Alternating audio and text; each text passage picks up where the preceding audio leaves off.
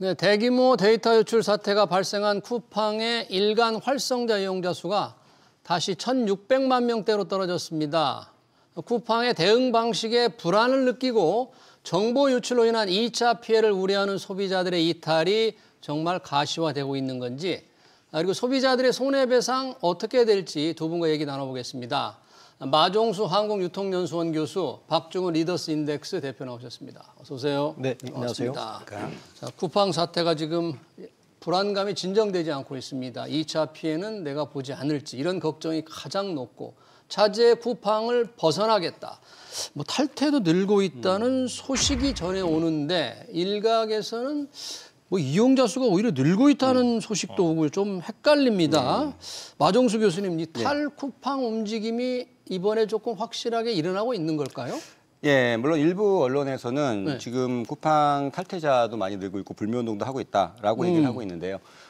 정확한 수치를 보면 아직까지는 명쾌하게 나오진 않고 있습니다. 뭐 IJ 인덱스, 모바일 인덱스에서 발표한 부분에 따르면은 이 정보 유출 보도가 나오기 시작하면서 오히려 이 이용자가 급증을 했었거든요. 1,600만 명대에서 1,798명까지 올라간 게 그게 12월 1일입니다. 근데 여기서 중요한 거는 이게 DAU라고 일간 활성 사용자수라는 거는 구매자가 아니라 쿠팡에 접속을 해서 본인이 활동을 하는, 그러니까 뭐 정보 보안을 찾는다든지 비밀번호 바꾼다든지 하루에 한 번이라도 그 앱에 접속을 접속하는. 했느냐면 월간 활성 이용자 수에 들어가는 거죠? 맞습니다. 그래서 그게 1,600만 명대에서 거의 1,798만 명까지 늘었다가 지금 2일 날 12월 2일 돼가지고 다시 1,780만 명으로 떨어졌다가 점점 떨어지고 있는 거거든요. 그때 왜 갑자기 늘은 건 뭐예요, 그럼? 그게 말씀드린 것처럼 그때는 이제 언론에서 나오니까 들어가서 본인이 이제 구매 내역도 하고 비밀 정보도 바꾸고 여러 가지 그런 활동들을 하다 보니까 구매자가 늘어난 게 아니라 쿠팡에 접속한 사람이 늘어났다는 거를 그게 이제 언론 보도에서는 약간 오해가 좀 있었던 것 같고요. 근데 지금 최근 트렌드로는 확실하게 점진적으로 조금씩은 줄어들고 있는 건 맞는 것 같아요. 하지만 항상 1,700만 명 안팎으로 유지를 하고 있기 때문에 그 트렌드가 지금 확실히 줄고 있다라고 보기에는 아직까지 단정짓기 어렵고요. 쿠팡이 매년 분기별로 이용자 수를 발표하기 때문에 올해 한 2월 달쯤 돼야지 12월 달까지 마감을 하고 내년 2월 달쯤에 이 3분기, 4분기 이용자 수가 나오면은 그때 이제 회원수 증감이라든지 이용자 수 그게 같이 발표가 정확히 될 것 같습니다. 네, 회원 수가 실제 줄었는지 또 월간 활성화가 줄었는지는 분명치 않은데 주변에서 보면 좀 뭐 탈퇴를 하려고 하는 사람이 계속 나오는 것 같은데 그 과정에서 여러 말들이 나오는데 뭐 배송 기사들의 반응이 조금 통계와 다른 뭐 그런 반응이 있었다면서요, 배송 기사들이? 그 11월 29일 이후에 쿠팡의 언론 플레이를 보면 약간 이제 이런 부분들이 좀 숨어 있는 게 아닌가. 언론 플레이. 네. 다들 이제 저도 쿠팡을 사용하고 있지만 11월 30일 날 첫 번째 받은 쿠팡의 문자는 노출이라는 단어를 썼습니다. 쿠팡에서 그러니까요. 그게 노출되어 죄송합니다. 노출. 그리고 이제 경찰에서 시끄럽고 하니까 어제자의 첫 번째로 정확히 유출이라는 단어를 써가지고 쿠팡이 직접 이제 사과 그 문자 메시지를 보낸 거 같은데. 이제 바꿨군요. 유출이라는 말로. 근데 초기에 사실은 쿠팡의 그 여러 메시지를 보면 원인을 중국인 개발자의 문제다. 그러니까 중국이라는 말을 썼습니다. 이 중국이라는 말을 씀으로 인해서 사실은 쿠팡의 대안으로 할 수 있는 게 치마켓 정도가 있는데 치마켓이 중국 그 알리바바하고 합쳐져 있죠. 그러니까 그쪽으로 가는 고객을 일단 막아준 역할을 일부 했고요. 중요한 역할을 했고 그리고 이제 방금 이야기했던 배송기사 같은 인터뷰를 따가지고 현장에서 실제 큰 문제는 없다. 뭐 오히려 늘었다. 그렇죠. 뭐 이런 배송 사실은 아직은 잘 모르죠. 그러니까 왜냐하면 쿠팡 배송 직원들은 배달 건수에 따라서 자기들의 그 수익을 뭐 그런 게 농되어 있기 때문에 이렇게 충분히 이야기할 수 있는 부분이라서 몇몇 기사들의 인터뷰만 가지고 이게 매출이 그대로 유지되고 있다고 말하기는 어렵거든요. 아까 교수님 말씀하신 것처럼 한 분기 정도 지나봐야 이 사태가 쿠팡에 어느 정도 매출 영향을 줬는지를 알 수 있지. 지금의 몇몇 언론 기사를 가지고 쿠팡의 매출이 그대로 유지됐다. 아무 상관없다. 뭐 혹은 줄었다. 아직까지 판단이 좀 이른 것 같습니다. 그러니까요. 지금 언론에 보도된 것들은 워낙 짧은 기간에 나오는 반응이고 때로는 그 반응이 정말 확실하게 맞는 건지 얼마 건지도 모르니까 좀 배달 기사의 어떤 솔직한 반응인지 아니면은 뭐 아까 말씀하신 대로 뭐 언론 플레이에 의해서 실제 줄고 있는데도 줄지 않은 것처럼 얘기한 것인지는 조금 시간이 필요한데 그런 와중에 소상공인들은 상당히 걱정을 많이 합니다. 쿠팡의 경우에는 뭐 물론 직매입이 굉장히 많긴 합니다만 내 물량이 줄지 않을까 그런 걱정은 굉장히 높은 거죠. 지금. 네, 맞습니다. 특히 지금 월간으로 본다면은 1월부터 12월까지 중에서 가장 매출이 높은 때가 4, 3분기입니다. 바로 이제 10, 11, 10월 달에 명절과 이제 크리스마스가 같이 연결되면서 가장 매출이 높기 때문에 현장의 기사들도 마찬가지로 뭐 이 전월보다도 혹은 뭐 전분기보다도 매출이 높을 수밖에 없는 그런 시기거든요. 그렇기 때문에 그냥 착시현상으로 이게 그냥 예전보다는 약간 바빠졌어야지 전년 12월이나 아마 지금 트렌드로 본다 그러면은 앞으로 이게 늘지 줄지는 좀 지켜봐야 되는 부분이 있고요. 또 하나는 이것보다 더 큰 문제가 저는 오히려 이제 쿠팡 이츠가 지금 굉장히 활성화가 많이 돼 있다는 부분이거든요. 뭐 쿠팡 우리가 지금 로켓 배송을 많이 쓰고 있지만 실질적으로는 소상공인 중에서 음식점 자영업자들이 굉장히 많은데 한때 배달의 민족이 전체 마켓쇼의 50%를 차지하다가 지금 쿠팡이 빠르게 점유해 나가면서 쿠팡 이츠에서 지금 1,200만 명까지 와 있거든요. 배달의 민족이 한 2천만 명 한 달에 사용하고 있고 쿠팡 이츠에서도 한 달에 1,200만 명 사용하니까 이게 불과 한 2, 3년 전만 하더라도 300만 명, 400만 명을 이용하던 많이 쫓아왔네요. 예, 그런 활성 사용자 수가 있었는데 지금은 월간 기준으로 1,200만 명이면은 여기에 굉장히 많은 중소 음식점들 자영업자들이 의존을 하고 있다는 거죠. 그렇기 때문에 오히려 이런 음식점 같은 경우에는 아주 메이저 업체 같은 경우에는 좀 타격이 덜할지 몰라도 영세한 업체라든지 작은 업체 같은 경우에는 주문이 진짜 20, 30% 떨어졌다는 그런 이야기도 많이 나오고 있거든요. 벌써 예, 20, 30%. 그래서 이 쿠팡 의존도가 높은 이런 소규모 중소단체들 같은 경우에는 쿠팡에 뭐 피해 보상도 요청을 하고 있지만 실제로 쿠팡의 2025년도 임팩트 리포트 기준으로는 전체 입점업체의 75%가 중소 상인들이거든요. 소상공인들이라는 거죠. 자영업자들과. 입점업체들 75%가. 그렇죠. 그래서 오히려 이런 부분이 발생을 하면은 더 이게 타격을 많이 받고 뭐 대기업보다도 더 이게 더 많은 어려움을 겪는 부분들이 그런 소상공인 자영업자들이기 때문에 이번 피해의 가장 큰 직격탄을 맞고 있는 게 아닐까라고도 생각되는 우려가 되고 있는 부분이기도 합니다. 저는 이 부분도 사실은 따지고 보면 쿠팡에 약간 언론 플레이가 있는 부분이 아닌가 생각합니다. 왜냐하면 첫 번째로 좀 쪼개서 봐야 됩니다. 쿠팡 이츠와 물품을 사는 거 쪼개 봐야 되는데 쿠팡은 기본적으로 풀필먼트 시스템을 가지고 있습니다. 그러니까 소상공인들이 전체 매출의 75%를 차지하더라도 대부분의 물건은 우리가 쿠팡을 주문해 새벽 배송 같은 게 오잖아요. 본인들의 재고를 쌓아놓고 사실 팔고 있기 때문에 직접 사가지고 그렇죠.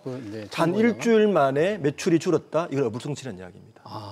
그러니까 이 부분도 일종 인터뷰 몇 개를 따서 소상공인들 소위 말해서 방패막이 세울 수 있는 부분이라는 거죠. 근데 쿠팡 이츠는 같은 문제입니다. 사실 쿠팡 이츠는 음식점은 직접 이제 쿠팡 이츠에 연동돼 있기 때문에 영향받을 수 있는데 네이버와 달리 쿠팡은 풀필먼트 시스템으로 대규모 재고를 쌓아서 물건을 파고 있기 때문에 한 일주일 만에 소상공인들의 매출이 줄었다. 이 부분은 다시 짚어봐야 될 문제가 있습니다. 다만 이제 배달의 경우에는 그렇죠. 바로 영향이 나타나지만 물건의 경우는 다르다. 그렇죠. 그 배달하는 음식점 점주들의 반응을 본다면 조금 우려하는 목소리는 실제 들리고 있는 거잖아요. 맞습니다. 뭐 점주들은 지역별로는 편차가 있긴 하지만 지금 쿠팡 이츠에서 한 70%, 80%를 의지하는 점주들이 있거든요. 점주라고 한다면 배달의 민족, 그다음에 쿠팡 이츠, 요기요 이렇게 같이 이용을 하다가 지금은 요기요가 많이 시장 마켓시어가 떨어졌어요. 그래서 요기요가 2등을 하다가 지금은 너무 압도적으로 지금 격차가 많이 벌어지고 있어서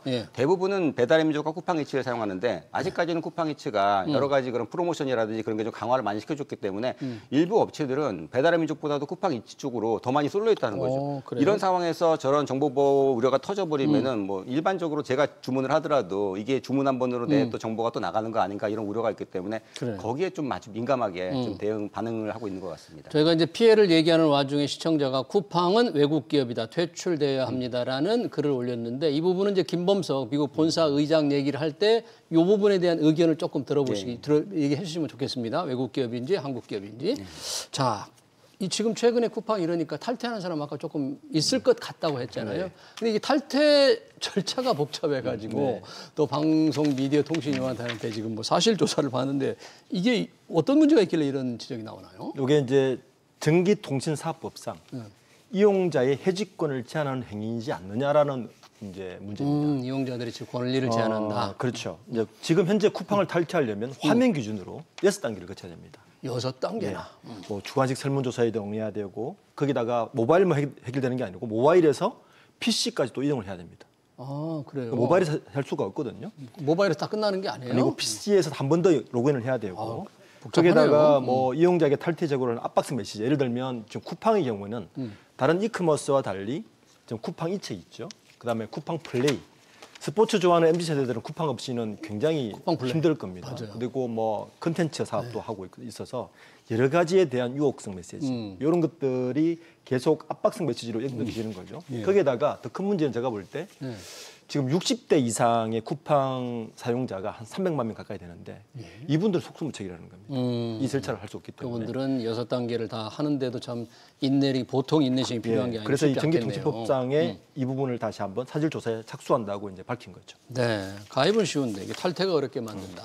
실제 여러 가지 서비스에 묶여서 탈퇴하기도 쉽지 않은데 단순 절차도 어렵다면 소비자들의 불만이 좀 높을 수밖에 없는데 여튼 탈퇴가 얼마나 될지 이용이 얼마나 줄지는 아까 두 분이 말씀해 보면 뭐 한 3개월 정도 이제 지나서 정확한 통계가 나와봐야 된다니까 그때쯤이면 그 흐름을 알 수 있겠는데 여튼 이런 때 다른 경쟁자들이 뭔가 이게 기회다 하고 틈새를 노려서 여러 가지 이제 마케팅을 하고 있다는데 어떻습니까? 이게 이 소비자들이 쿠팡에서 쉽게 벗어날 수가 있습니까? 이용자들이?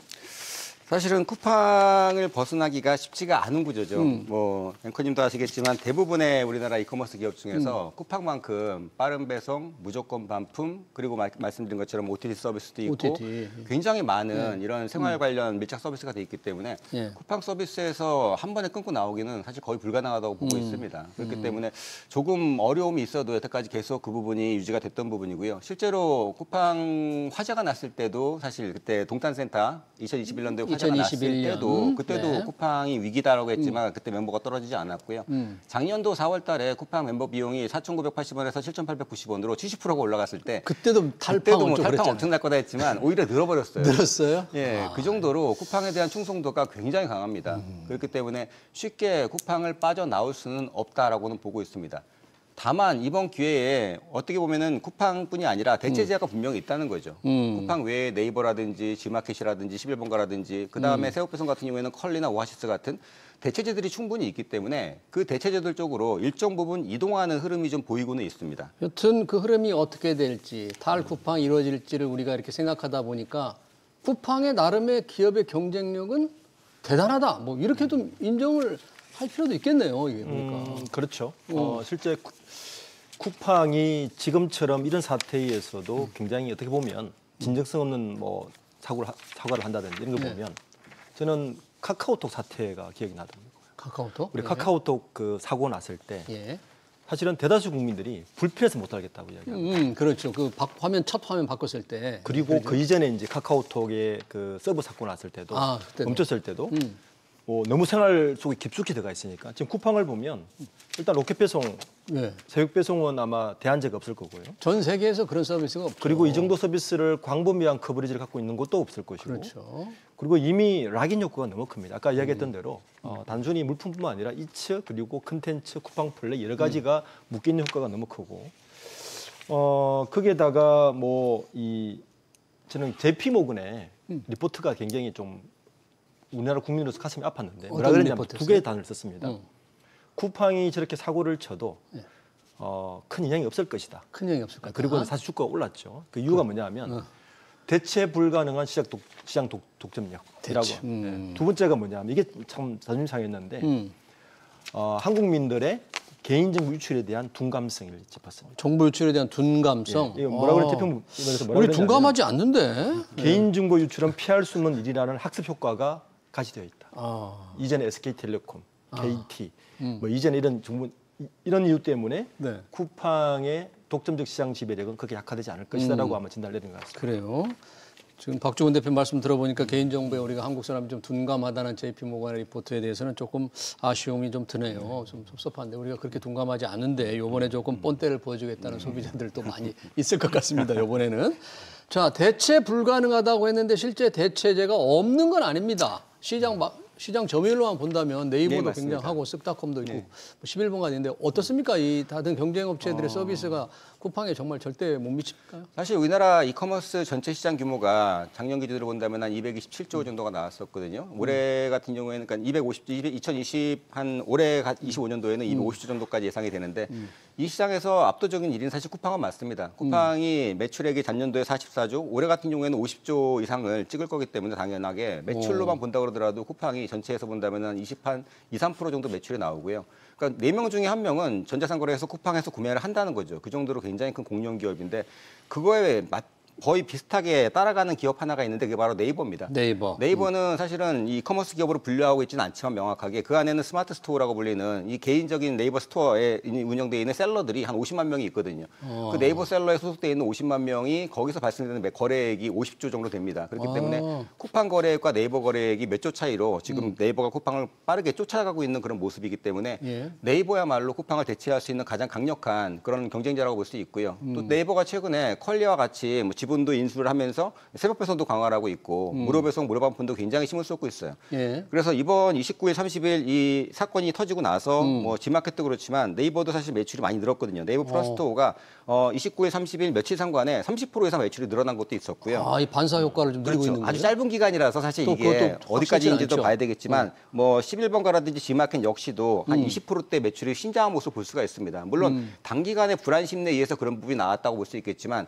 이 부분이 장기화되고 또 대처를 쿠팡이 제대로 못한다면은 불안감이 커져 나가면서 이런 트렌드가 이어진다면은 쿠팡도 굉장히 큰 악재를 만날 거라고 생각을 합니다. 뭐 쿠팡의 개인정보유출 사태는 안타까운 일이지만 차제의 경쟁이 더 치열해지면서 서로 할인 경쟁을 한다면 소비자들은 좋습니다. 경쟁이 치열해질수록 우리가 혜택이 늘어나니까. 이 관련해서 지금 많은 이슈로 삼고 있는 게 특히 이제 국회에서 그러는데 이번 개인정보 유출 사태는 책임론과 관련해서 미국 모회사 쿠팡 인코퍼레이션이죠. 쿠팡 INC 김범석 의장 창업자이기도 한데 왜 아무런 얘기가 없느냐 이런 비판이 참 많은데 이 비판이 합리적인 건지 정말 뭔가 국내에 빨리 들어와서 대책을 내놓아야 되는 건지 이거 기업 지배구조상 좀 문제가 있는 겁니까? 문제가 있다고 봐야죠. 그런가요? 왜냐하면 그 실질적으로 지배하면서 책임을 회피하고 있는 거죠. 현재 쿠팡의 지배구조는 한국 쿠팡을 아까 말씀하신 쿠팡 INC가 100% 지분하고 있습니다. 100% 갖고 있다. 근데 쿠팡 INC는 누가 지배하고 있느냐? 실질적으로는 김범석 의장이 지분율은 8.8%밖에 안 되지만 미국은 차등 의결권이 있죠. 29배를 인정해 줍니다. 그러면 이걸 따져보면 김범석 의장은 74.3%의 지배를 압도적인 지배를 가지고 있고요. 실제 작년에 11월 달에 보유하고 있던 지분 한 1,500만 주를 팔아서 이미 5천억 원 엑시트를 했습니다. 현금화를 시켰고. 이 정도, 그런데 문제는 뭐냐 하면 현재 쿠팡은 공정거래위원회에 대기업 집단에 소속돼 있습니다. 그러니까 10조 원, 자산규모 10조 원 장은 소속돼 있는데 원래 대기업 집단 지정을 하게 되면 동일인 지정을 하게 돼 있죠. 우리 소위 말하는 총수 지정을 하게 되는데 쿠팡의 경우에는 김범석 의장이 외국인이라는 이유로 INC랑 간접 지배를 한다는 이유로 동일인에 빠져 있습니다. 그러니까 책임에서 빠져 있는 거죠. 이 동일인에 빠지면 어떤 효과가 있느냐 하면 내부 거래해도 문제가 생기지 않고요. 여러 가지 혜택을 빠져나옵니다. 규제를 안 받는다 이런 얘기죠. 반면에 네이버의 이해진 의장의 경우에는 실제 지분이 한 4%밖에 안 됩니다. 네이버에. 그런데 동일인 지정에서 여전히 동일인 지정을 하고 있어요. 모든 구속을 받고 있습니다. 이러다 보니까 누릴 건 다 누리고 책임을 회피하고 있는 것이 아닌가라고 말할 수 있는 거죠. 그러네요. 특히 이제 국회에서 과거에도 뭐 증인으로 청문회 이제 증인으로 채택하려고 했는데 들어오지 않았는데 이번에도 지금 증인을 채택하겠다는 입장인 거잖아요. 그렇죠. 과연 들어올지 안 올지 모르겠습니다. 아까 제가 시청자의 댓글 하나 올렸지 않습니까? 말씀을 드렸는데 쿠팡은 외국 기업이다.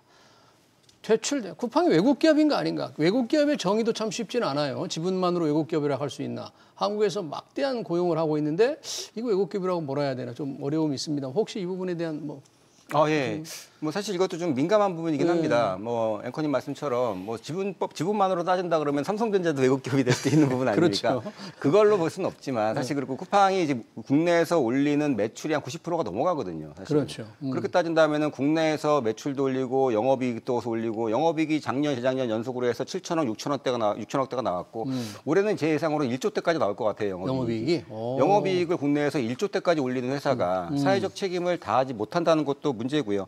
현재 한국법인 쿠팡 측에서는 한국법인에서 일어난 문제이기 때문에 한국 대표, 현재 대표가 책임진다라고 하고 있는데 지금 교수님 말씀하신 것처럼 김 의장이 사실 절대적인 권력을 갖고 있고 최종적인 의사결정을 다 할 수가 있는데 미국에서 머물면서 한 발짝 떨어져 있다는 거는 이거는 기업인으로서의 책임도 회피하는 부분이라서 빠르게 이런 부분들에 대해서 직접적으로 해결할 의지를 표명하는 게 중요하다고 생각합니다. 네, 김범석 의장에 대한 이제 정치적인 차원에서 청문회 채택 공방이 벌어지고 있는데 이게 과연 정말 법적으로 정확하게 무슨 법을 위반했느냐, 그리고 법적으로 지배구조에서 정말 문제가 하는 거는 조금 면밀하게 따져봐야 될 것 같아요. 국민 감정이라든지 이런 정서적인 것만으로 우리가 모든 사안을 좀 규정지면 안 될 것 같긴 하니까 시간이 되면서 조금 봐야 될 것 같은데, 여튼 이런 정보 유출 사태가 되니까 이재명 대통령이 정말 호되게 얘기했죠. 강한 제재를 직접 지시를 했습니다. 이 제재라는 것도 명확하게 무슨 잘못이 법적으로 밝혀져야만 드러나야만 될 텐데 지금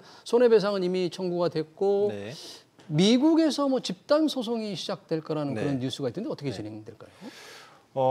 실제 제재는 세 가지 방법이 있죠.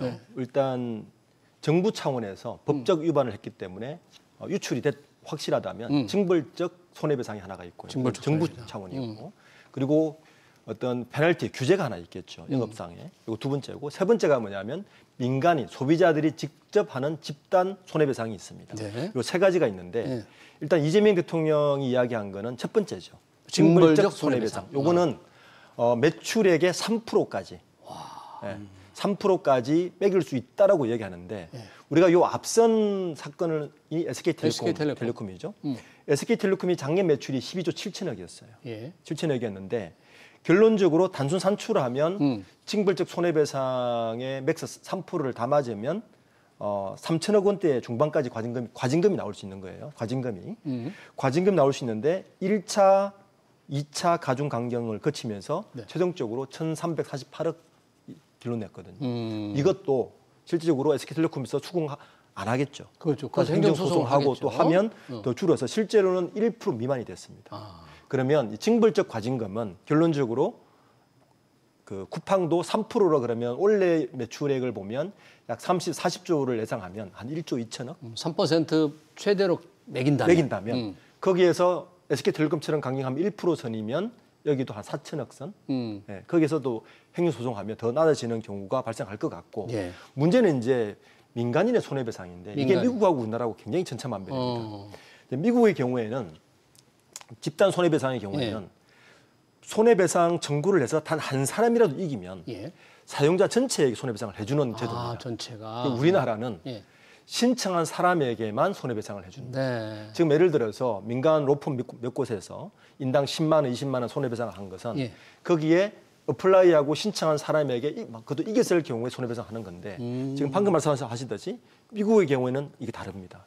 손해배상이 되면 해당되는 사람 모두에게 손해배상을 해주는 경우가 있어서 근데 요거는 미국에 해당되는 경우만 하기 때문에 좀 다를 수 있을 것 같습니다. 그러네요. 지금 말씀하신 미국의 집단 소송, 우리는 이제 집단 소송이 아까 한 사람만 소송에만 이기면 다 해당되는 집단 소송이 우리는 이제 증권 분야만 제한적으로 적용이 되기 때문에 유통에서는 적용할 수가 없어서 미국에서 지금 이미 집단 소송을 준비하는 로펌이 있다는 거잖아요. 근데 만약에 하더라도 그 원고는 미국 쿠팡 INC 직원 뭐 소비자 거기는 소비자를 어떻게 규정할지 모르겠습니다. 우리 소비자들은 안 되는 거죠. 거기서 집단 소송 하더라도. 그렇죠. 물론 한국에도 이 집단 징벌적 손해배상도 있고 집단 손해배상 제도가 있긴 하지만 지금 말씀하신 것처럼 그렇게 미국이나 유럽에서 적용하거나 다르다는 거죠. 그렇죠. 여기는 말 그대로 이제 징벌적 손해배상도 굉장히 좀 유연하게 기업 위주로 적용을 해주고 특히 뭐 이런 집단 소송 같은 경우에도 대표성이 없기 때문에 이전에 우리가 카드 3사 2016년도쯤이었죠. 그때 카드 3사에서 대규모 유출 사태가 났을 때 그때 집단 소송 들어갔던 그 일부 사람들만 4년이 지나서 2020년도에 1인당 10만 원씩 배상을 받았거든요. 그 이전에 뭐 인터파크라도 마찬가지였습니다. 소송 한번 끝나고 나면은 몇백 명 단위로 모여가지고 100만 원, 200만 원을 불러봤자 법원에서 최종적으로 10만 원씩 판결 났었어요. 이것도 마찬가지라는 거죠. 여기서 지금 쿠팡 소송을 하기 위해서 국내 50만 명 정도가 지금 뭐 카페에 모여가지고 그 부분을 대응하고 있다고 하더라고요. 제일 큰 카페가 한 15만 명 이상 된 카페도 있다 그러는데 거기에 이제 법무법인들이 가서 이제 소송을 대행하는 그런 걸 지금 절차를 밟고 있지만 그 중에 몇 명이나 소송에 참가할지도 모르겠고 또 소송 비용을 또 내야 된단 말이죠. 그렇죠. 다 적은 돈이지만. 맞습니다. 그렇게 된다 그러면 그렇게 됐을 때 이전처럼 10만 원을 받기 위해서 4년이라는 세월을 기다릴 것인가 이런 문제도 있다는 거죠. 그래서 이번에 뭐 이재명 정부가 강력하게 얘기한 것도 있지만 징벌적 손해배상은 징벌적 손해배상대로 굉장히 강력하게 적용을 해봐라. 아마 그래서 SK텔레콤보다도 훨씬 강력하게 적용이 될 것 같은 생각도 하고 있고요. 또 하나는 이런 집단 소송 같은 경우도 조금 더 제도를 좀 바꿔서 이런 부분들을 조금 더 기업에서 조금 무서워할 수 있는 그런 사회적 분위기가 만들어져야 되지 않을까 싶습니다. 네, 뭐 제가 좀 첨언하자면 강력하게 적용하라는 말은 반드시 옳은 것 같지는 않아요. 법대로 하는 거. 법대로. 법대로 하라 이렇게 딱 지시를 했으면 그 법에 따라서 만약에 법이 좀 뭐가 미진하면 법을 고치고 있는 법대로 하라 이렇게 지시를 했으면 좋겠습니다. 또 하나 걱정이 쿠팡의 개인정보 유출을 악용하는 사례입니다. 피싱, 스미싱이 지금 이런 시도들이 좀 있다는데 실제 그렇게 하고 있다. 뭐 자기가 쿠팡에 등록한 카드 정보로 무슨 이용이 됐다, 로그인을 시도했다 이런 것들이 좀 나온다면서요 지금? 아직 정확하게 확인되지는 않았습니다. 정확하게는. 그런데 이제 우리가 이전에 SK텔레콤의 정보 유출하고 쿠팡의 정보 유출은 사실 굉장히 다릅니다. 그러니까 소위 말해서 우리가 그 스매싱 범죄를 일으키는 사람들 사이에서는 이번 쿠팡의 정보를 가지고 범죄의 ROI가 높아졌다 이런 말까지 합니다. 예를 들면 이런 거죠. 배송 패턴을 알면 언제 집을 비우는지를 압니다. 아, 그렇죠. 그렇죠. 구매 내역을 알면 그 사람의 소득 수준도 압니다. 그리고 주문 품목을 알면 가족 구성을 알 수가 있습니다. 그리고 약 같은 걸 찍히면 건강 상태도 유추할 수 있죠. 그러니까 스매싱 범죄를 일으키는데 굉장히 정밀하고 타겟팅된 스매싱 범죄가 가능하다는 거죠. 그러네요. 그러니까 이전에 SK텔레콤에는 겨우 뭐 예를 들어서 뭐 전화번호 정도의 유출이지만 이거는 수준이 달라서 이런 앞으로 이커머스 쪽의 정보는 정말 조심을 해야 되는 게 바로 이런 이유 때문이죠. 그러니까요. 지금 이용자들이 아직은 정식으로 피해를 봤다는 신고 접수는 없지만 언제 어떻게 될지 모르고 내 카드 정보 쿠팡에만 결제 정보를 올려놓은 사람도 있을 거란 말이죠. 혹시 그 카드가 다른 사람이 이용했다는 시도가 있다고 주장하는 사람도 나온다는데 아직은 이제 주장인 것 같은데 경찰 조사가 이루어지면 어떨지 모르겠습니다. 예, 뭐 아직까지는 물론 이제 2차 피해는 없다라고는 얘기는 하고 있지만 사실은 말씀하신 것처럼 2차 피해라는 게 단순하게 이게 어떤 뭐 신용 정보를 이용해 가지고 뭐 카드를 이용한다거나 이 문제가 아니라 지금 현관 비밀번호까지 지금 다 노출이 됐다는 얘기죠. 그럼 아파트 비밀 아니면 빌라에 있는 현관 비밀번호 그 비밀번호가 있고 말씀하신 것처럼 내가 만약에 가전제품을 주로 사는 사람이면은 그냥 현관 뚫고 들어와서 물건 가져가도 사실 이 부분에 대해서는 뭐 어떻게 보면 뭐 속수무책일 수밖에 없는 부분도 있고요. 뭐 이미 미국에서는 그 개인 정보를 거래하고 있다는 말도 나오고 있는데 그 개인정보 거래된 정보를 가지고도 그걸 어디까지 볼지는 모르겠지만 만약에 이 IT 쪽에 취약한 이 60대 이상의 노령자들한테 이런 뭐 스미싱이나 보이스피싱이나 그런 부분들이 들어갈 수도 있는 부분이라서 사실은 이게 굉장히 조금 더 국민들도 그렇고 이 기관 단체들에서도 조금 더 적극적으로 대처해야 될 필요성이 있지 않을까 생각합니다. 어떻게 해야 될까요? 실질적으로 모르는 전화, 모르는 문자, 뭐 URL 누르는 건 절대 하면 안 됩니까? 이거 막을 수 있는 방법이? 현실적으로 보면 아마 막을 수 있는 방법이 굉장히 제한적일 겁니다. 제한적이다. 네. 스매싱 범죄가 굉장히 요즘 치밀하지 않습니까? 결국에는 뭐 굉장히 아쉬운 얘기지만 개인에게 방어할 수밖에 없는 상태. 저는 그 쿠팡이나 정부에서 조금 더 적극적으로 방어책을 마련하는 게 지금으로서는 해야 되는 것이 아닌가 생각됩니다. 네, 추가적인 피해가 발생하는 것을 지금 이용자들이 가장 우려하니까 회사가 조금 책임감을 가지고 이런 2차 피해가 전혀 생기지 않도록 하는 대책이 시급할 것 같습니다. 쿠팡의 개인정보 유출 관련 대책 토론 여기서 마치도록 하겠습니다. 지금까지 마종수 한국유통연수원 교수 박중훈 리더스 인덱스 대표였습니다. 고맙습니다. 감사합니다. 네.